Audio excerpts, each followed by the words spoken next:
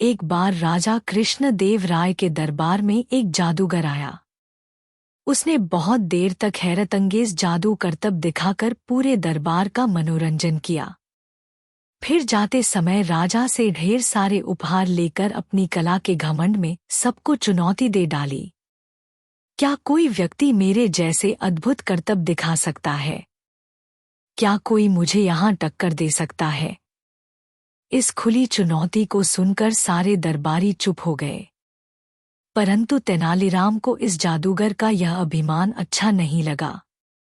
वह तुरंत उठ खड़े हुए और बोले कि हाँ, मैं तुम्हें चुनौती देता हूँ कि जो करतब मैं अपनी आंखें बंद करके दिखा दूंगा वह तुम खुली आंखों से भी नहीं कर पाओगे।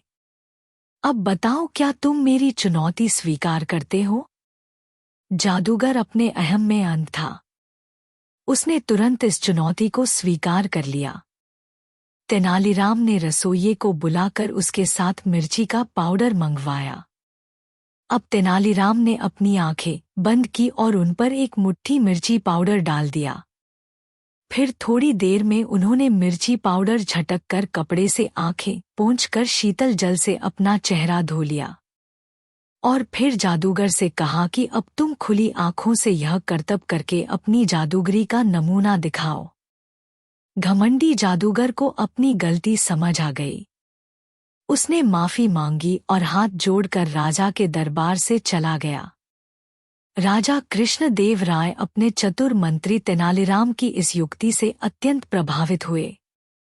उन्होंने तुरंत तेनालीराम को पुरस्कार देकर सम्मानित किया और राज्य की इज्जत रखने के लिए धन्यवाद दिया।